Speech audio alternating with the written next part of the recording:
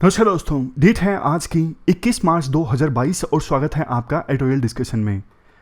3 issues आज हम discuss करेंगे, 2 हिंदू के और 1 इंडियन एक्सप्रेस का। सबसे पहले आर्टिकल हम डिस्कस करेंगे साउथ एशिया की टेक्सटाइल स्टोरी से संबंधित। इस प्रकार से इस आर्टिकल को हम डिस्कस करेंगे कि एग्जाम के लिए यूजफुल हो। दूसरा आर्टिकल यहाँ पे हम डिस्कस करेंगे ट्री प्लांटेशन से संबंधित, क्या गलती हम करते हैं और ट्री प्लांटेशन में क्या गलतियां हमें नहीं करनी चाहिए। तीसरा छोटा सा आर्टिकल इंडियन एक्सप्रेस का इंडिया जापान रिलेशनशिप से संबंधित। एक सेकंड रुकिए, हाँ ये क्वेश्चन है जो आपको अटेम्प्ट करना है। Bangladesh overtook India in export of textile products in the past decade. पिछले 10 सालों में बांग्लादेश ने इंडिया को पीछे छोड़ दिया है टेक्सटाइल प्रोडक्ट्स के एक्सपोर्ट के मामले में। हमारी जो टेक्सटाइल इंडस्ट्री है ना, वो पीछे क्यों रह रही है? क्या स्टेप्स आप सजेस्ट करोगे इंडिया की टेक्सटाइल इंडस्ट्री को और ज्यादा कॉम्पिटिटिव बनाने के लिए? 250 वर्ड्स में आपको इस क्वेश्चन का आंसर देना है।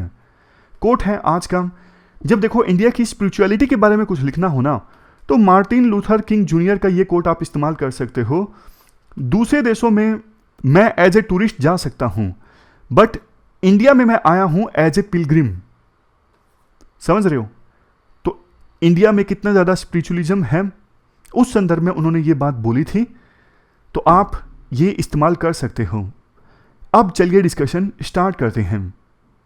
First important article south Asia में टेक्सटाइल इंडस्ट्री से संबंधित है। आप जीएस पेपर 3 के इस टॉपिक से आर्टिकल को रिलेट कर सकते हो। देखो, इंट्रोडक्शन में आर्टिकल में कहा जाता है ग्लोबल टेक्सटाइल्स और क्लोथिंग मार्केट के मामले में साउथ एशिया जो है वो एक बहुत बड़े प्लेयर के रूप में इमर्ज हुआ है। बांग्लादेश जो कि आज़ाद हुआ 1971 में, बांग्लादेश ने इस लीग को ज्वाइन किया 1980s में। बांग्लादेश ने अपने देश में इंडस्ट्रियल पॉलिसी को काफ़ी सपोर्ट किया, मतलब टेक्सटाइल इंडस्ट्री से संबंधित उनकी जो इंडस्ट्रियल पॉलिसी थी काफ़ी अच्छी थी। इसके साथ साथ रॉ मटेरियल पर जीरो ड्यूटी लगाई, ताकि टेक्सटाइल इंडस्ट्री में जो रॉ मटेरियल का इस्तेमाल होता है ना, उसके इंपोर्ट पर कुछ एक्स्ट्रा पैसा ना देने पड़े और सस्ता प्रोडक्शन हो टेक्सटाइल इंडस्ट्री में। कैपिटल मशीनरी में भी इन्वेस्ट किया। टेक्सटाइल इंडस्ट्री में ना बड़ी बड़ी मशीनों की आवश्यकता होती है, तो विभिन्न जो मैन्युफैक्चरर हैं उन मशीनों को परचेज कर सकें, इसके लिए बांग्लादेश की सरकार ने सब्सिडी प्रोवाइड की। और सबसे लास्ट में एक्सेस टू ग्लोबल मार्केट्स, मतलब कि जहाँ जहाँ ये कपड़ा बिकता है, जैसे यूरोपियन कंट्रीज़ हैं, उनके साथ में अच्छे एग्रीमेंट साइन किए ताकि बांग्लादेश का जो कपड़ा है वो उन देशों में पहुँचे। इन सब स्टेप्स की बदौलत आज सिचुएशन ये आ गई है कि पिछले 10 सालों में बांग्लादेश से टेक्सटाइल का जो एक्सपोर्ट है ना, वो इंडिया से भी ज़्यादा है।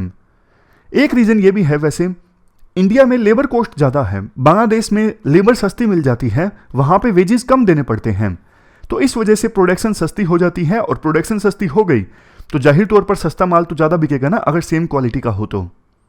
इन सभी पॉइंट्स का अगर एसेंस निकालें तो हम बोल सकते हैं लो प्रोडक्शन कॉस्ट, मतलब प्रोडक्शन में खर्चा कम, और वेस्टर्न बायर्स के साथ, वेस्टर्न कंट्रीज के साथ फ्री ट्रेड एग्रीमेंट्स हैं।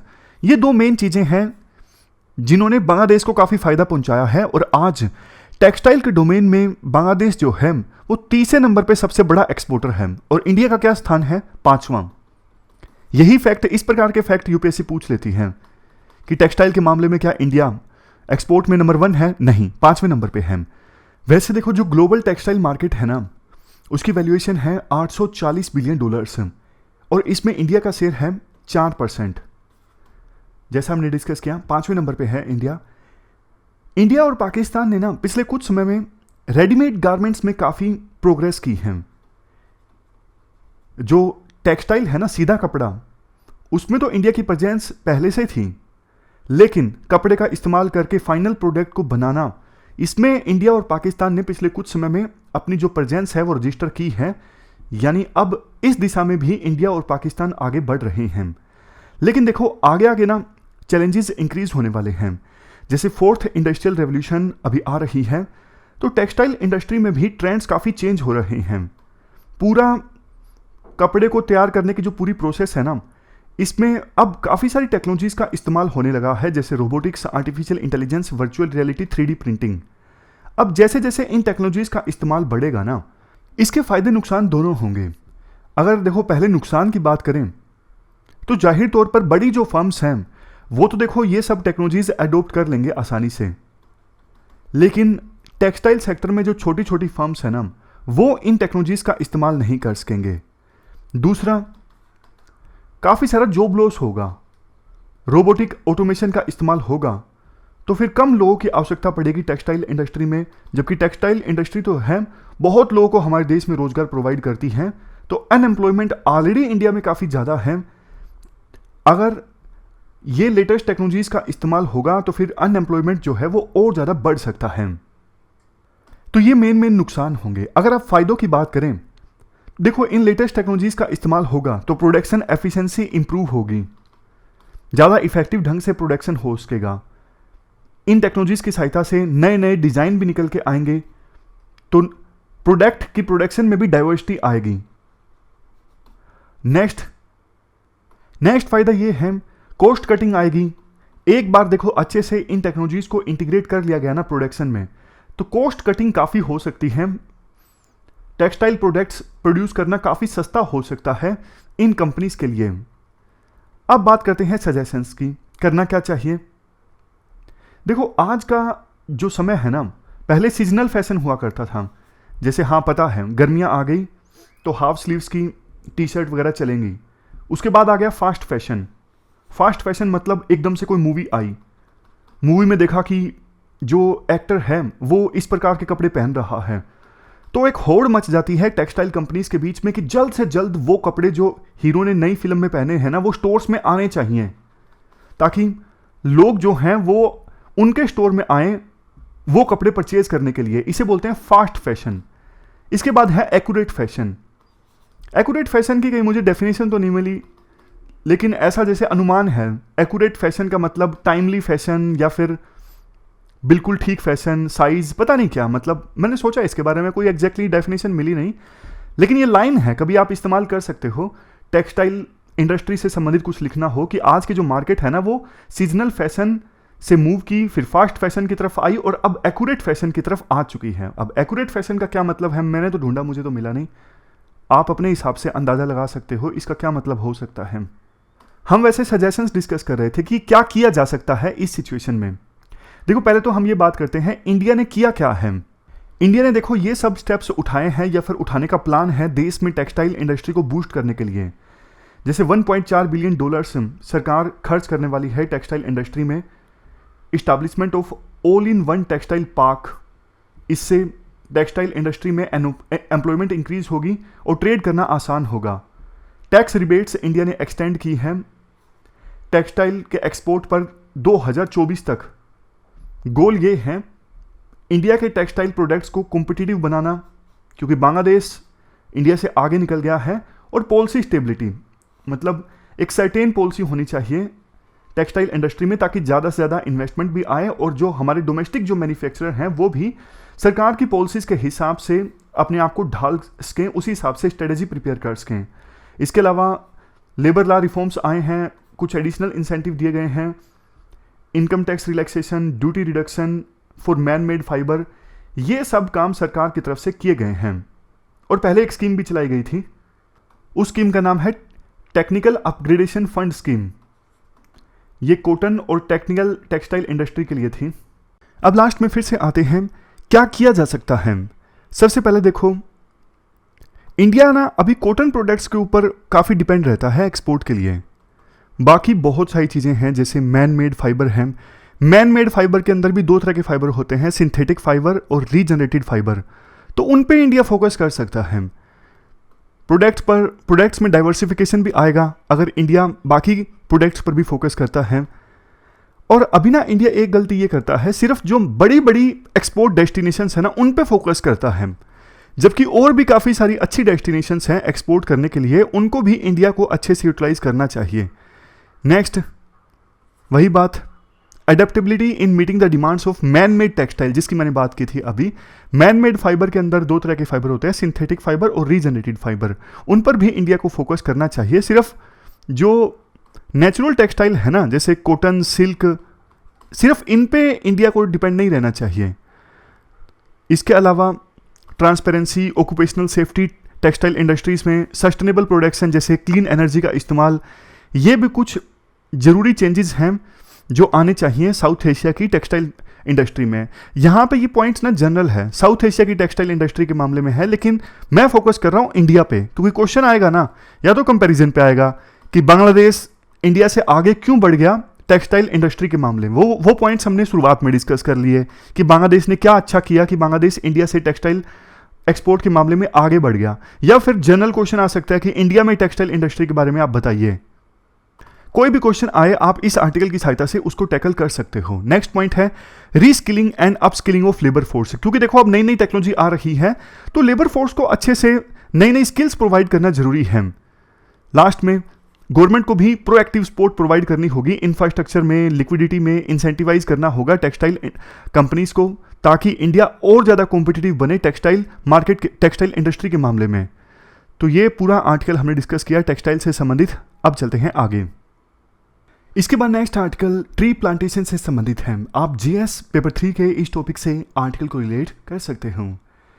देखो कंटेक्स्ट ये है, आज 21 मार्च है यानी इंटरनेशनल डे ऑफ फॉरेस्ट। इस दिन अवेयरनेस फैलाई जाती है कि फॉरेस्ट की क्या इंपॉर्टेंस है, फॉरेस्ट को कंजर्व करना क्यों जरूरी है। इस दिन कंट्रीज़ को एनकरेज किया जाता है कि आप ऐसी ऐसी एक्टिविटीज़ को ऑर्गेनाइज करवाइए जिससे ज़्यादा से ज़्यादा पेड़ों को प्लांट किया जा सके, ग्रीन कवर इंक्रीज हो, बायोडाइवर्सिटी को कंजर्व किया जा सके और क्लाइमेट चेंज से लड़ा जा सके। पिछले कई सारे दशकों में भारत सरकार ने भी बहुत प्रयास किए हैं, बिलियंस ऑफ रुपीस खर्च किए हैं ताकि ट्री प्लांट करके देश का जो ग्रीन कवर है इसे इंक्रीज किया जा सके।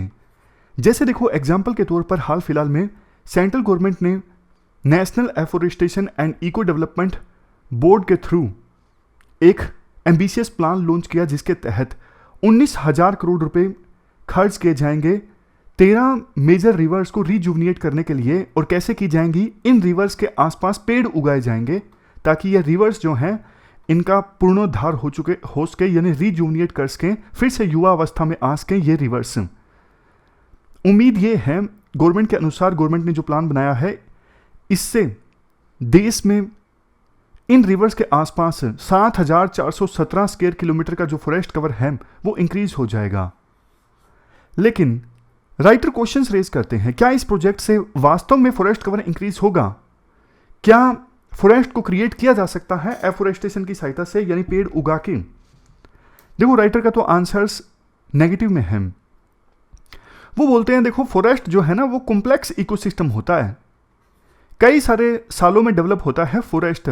इसमें इन सभी फैक्टर्स का रोल होता है जैसे birds, mammals, reptiles, insects, amphibians, fungi, micro organism, water, soil, environment conditions and other factors.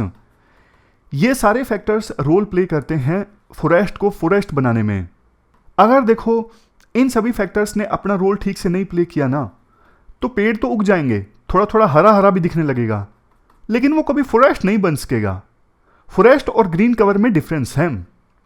अक्सर ये बोला जाता है कि आप ज़्यादा से ज़्यादा पेड़ उगाओ, वो पेड़ कार्बन स्टोर करेंगे और पोल्यूशन कम होगा। देखो ये बात तो सच है, लेकिन क्वेश्चन ये उठता है ये बातें तो इन्वेसिव स्पीसीज के लिए भी सच हैं और नॉन इन्वेसिव स्पीसीज के लिए भी।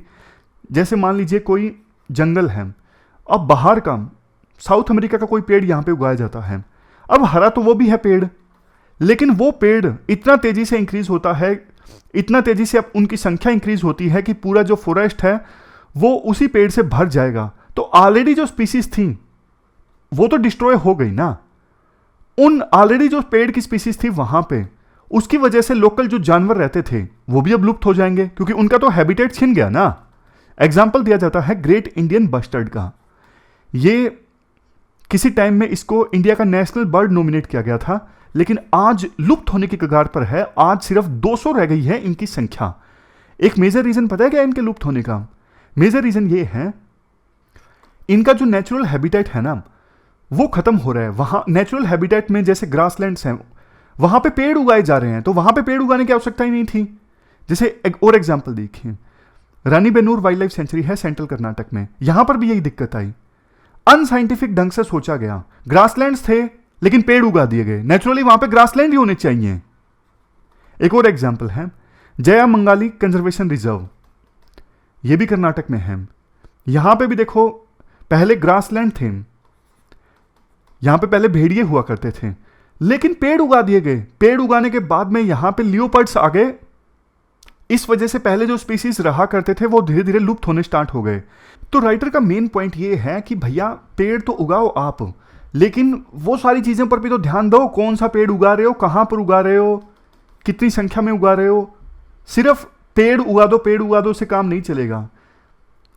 जैसे देखो, यूं बोला जाता है नीम, पीपल, बानियान, अंजन, ये तो है नेटिव स्पीसीज इंडिया की, इनको तो कहीं पर भी उगा दो। ये बात सच नहीं है। पूरे इंडिया की ये नेटिव स्पीसीज नहीं है। हो सकता है कि ज़्यादातर एरियाज की नेटिव स्पीसीज हों, बट देखो कई कई ऐसी लोकेशंस हैं जहां पे इन पेड़ों को उगाया जाएगा तो लोकल जो इकोसिस्टम है पूरी तरह से नष्ट हो जाएगा। ये बातें इग्नोर कर दी जाती हैं। देखो, अर्बन एरियाज में तो आप कुछ भी उगा दो। अर्बन एरियाज में पेड़ उगाने का मकसद कुछ अलग होता है, लेकिन रूरल एरियाज में जहां ऑलरेडी कोई स्पीसीज है वहां पे इनको आप उगाओगे तो लोकल इकोसिस्टम को नुकसान पहुंचेगा ही।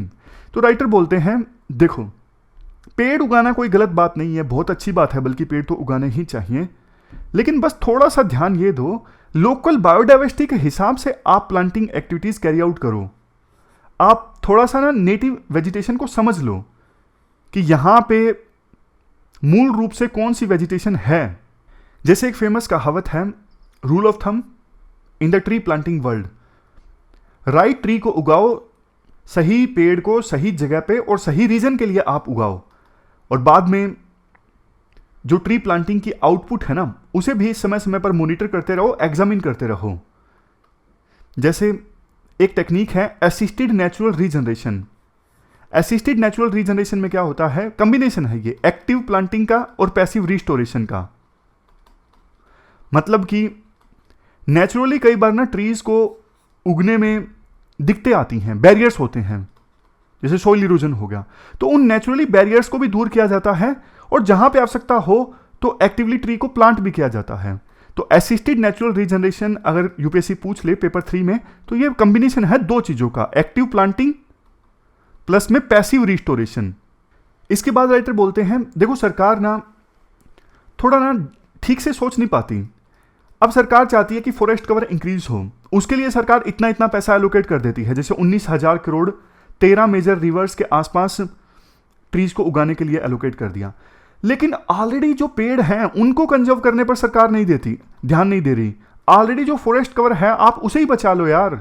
2018 से 2021 के बीच में जो पैसा एलोकेट होता है ना वाइल्ड लाइफ कंजर्वेशन के लिए, उसे सरकार ने 47% कम कर दिया। इसका मतलब तो ये हुआ ना, जो नेचुरल फॉरेस्ट है उसको तो हम डिग्रेड होने दे रहे हैं, उस पर ध्यान नहीं दे रहे हैं, और नया पेड़ उगाने पे हम फोकस कर रहे हैं। तो ये बिल्कुल भी सेंसिबल एक्ट नहीं है, इस पर सरकार को ध्यान देना चाहिए। तो ये हमने ट्री प्लांटेशन से संबंधित पूरा आर्टिकल डिस्कस किया। इसके बाद आज नेक्स्ट जो आर्टिकल है वो इंडिया जापान रिलेशनशिप से संबंधित है। क्या कंटेक्स्ट है, देखो जापान के जो प्रधानमंत्री हैं अभी फिलहाल भारत की यात्रा पर आए हुए हैं। इंडिया और जापान के रिश्ते काफ़ी ज़्यादा अच्छे हैं। इंडिया और जापान के बीच डिप्लोमेटिक रिलेशंस इस्टेब्लिश हुए 70 साल पूरे हो चुके हैं। कुछ एग्जाम्पल्स दिए जाते हैं इंडिया और जापान की स्ट्रॉन्ग रिलेशनशिप का। आज देखो जो मेट्रो सिस्टम जैसे दिल्ली में जो बिल्ड किया गया है, ये जापानीज़ ऑफिशियल डेवलपमेंट असिस्टेंस की सहायता से डेवलप किया गया। जापानीज़ कंपनीज़ की जो कारें हैं आज भारत की गलियों में दौड़ रही हैं, और हाई स्पीड रेल पर भी काम चल रहा है जो अहमदाबाद से मुंबई के बीच चलेगी, यानी बुलेट ट्रेन। तो ये सबूत है इंडिया और जापान की सब मजबूत होती। देखो इंडिया और जापान की रिलेशनशिप में ना बहुत सारी कॉम्प्लीमेंट्रीज हैं। कॉम्प्लीमेंट्रीज जैसे इंडिया के पास डेमोग्राफिक डिविडेंड जो है वो इंडिया के पक्ष में है, मतलब यंग पॉपुलेशन का साइज इंडिया का बहुत बड़ा है। दूसरी तरफ जापान में जो एवरेज एज है ना काफ़ी ज़्यादा इंक्रीज हो गई है। बोला जाता है जापान की पॉपुलेशन काफ़ी बूढ़ी है। तो कॉम्प्लीमेंट्रीज हैं। जापान के पास पैसा है, इंडिया के पास मैन्युफैक्चरिंग इंक्रीज करने की क्षमता है क्योंकि लेबर यहाँ पे सस्ती है। जापान के पास टेक्नोलॉजी है, इंडिया के पास स्किल्स हैं। ऐसी ऐसी काफ़ी कॉम्प्लीमेंट्रीज हैं इंडिया और जापान की इकोनॉमी में। चाइना को लेकर जापान और इंडिया की सोच मिलती है। दोनों को लगता है कि चाइना जो है वो एग्रेसिव होता जा रहा है, दुश्मन का दुश्मन दोस्त, वैसी फीलिंग इंडिया और जापान के बीच है। चाइना को काउंटर करने के लिए दोनों देश क्वाड में भी शामिल हैं। दोनों देशों में डेमोक्रेसी है तो वैल्यूज भी सेम हैं। Indo Pacific region free and open होना चाहिए, प्रोस्पर होना चाहिए, इसको लेकर भी दोनों देशों की जो सोच है वो सेम है। बट देखो थोड़ा थोड़ा डिफरेंसेस आ जाते हैं, और वो ज़रूरी भी हैं नेशनल इंटरेस्ट को देखें अगर तो। जैसे यूक्रेन का आप इशू लीजिए, यूक्रेन के इशू पर जापान जो है वो पूरी तरह से यूएसए के साथ है, और वैसे कायदे से देखें तो इंडो पैसिफिक रीजन में भी यही स्टैंड है जापान का कि रूल बेस्ड इंटरनेशनल ऑर्डर होना चाहिए, कोई यूनिलेटरली दूसरे के ऊपर अटैक ना करे, फोर्स का इस्तेमाल ना करे। इंडो पैसिफिक रीजन में निशाना चाइना पर होता है, और अभी यूक्रेन रशिया वार में निशाना रशिया पर है, क्योंकि रशिया ने एकदम से यूनिलेटरली चीज़ों को चेंज करने की कोशिश की यूक्रेन के ऊपर फोर्सफुली अटैक करके। तो जापान ने तो देखो सीधा सीधा रशिया को क्रिटिसाइज किया है, लेकिन इंडिया सीधा सीधा रशिया को क्रिटिसाइज नहीं कर सकता पूरी तरह से, क्योंकि रशिया के ऊपर इंडिया की डिपेंडेंस है। हमने काफ़ी बार ये चीज़ें डिस्कस की हैं। नेक्स्ट जो चैलेंज है इंडिया रशिया रिलेशनशिप में ट्रेड का है। देखो बेशक इतनी सारी कॉम्प्लीमेंट्रीज हैं इकोनॉमी में, बावजूद इसके अभी फिलहाल रशिया और चाइना के बीच में जितना ट्रेड हो रहा है ना, उतना ट्रेड इंडिया और जापान के बीच में नहीं हो रहा है। ये दिक्कत वाली बात है। लास्ट में वे फॉरवर्ड में ये कहा जा सकता है, कोविड के कारण तो देखो पीपल टू पीपल एक्सचेंज इतना नहीं हो उसका, लेकिन अभी इसे फिर से रिवाइव किया जाए। काफ़ी सारे एरियाज़ में कोऑपरेशन का बहुत ज़्यादा स्कोप है, जैसे सिक्योरिटी में कोऑपरेशन को और ज़्यादा मजबूत किया जा सकता है। क्वाड में दोनों देश हैं ही, क्वाड को आगे कितना ले जाया जा सकेगा ये तो देखो फ्यूचर में पता लगेगा। कुछ एक्सपर्ट्स बोलते हैं अब इसे मिलिट्री ग्रुप बना दिया जाए अगर मजबूती से चाइना का सामना करना है, लेकिन इसमें इंडिया की रिलेक्टेंस है। तो ये सारे पॉइंट्स दिए जाते हैं आर्टिकल में। तो ये सिर्फ देखो आर्टिकल के पॉइंट्स हैं, कॉम्प्रीहेंसिव तो ये पूरा आर्टिकल नहीं था। आगे मौका लगा तो हम इंडिया जापान के जो रिलेशन हैं वो डिटेल से डिस्कस करेंगे, लेकिन आज इस आर्टिकल में कुछ ही पॉइंट्स निकल के आते हैं। फिलहाल इस डिस्कशन में इतना ही है। आज हमने 3 इश्यूज़ को डिटेल से डिस्कस किया। Thank you very much for discussion.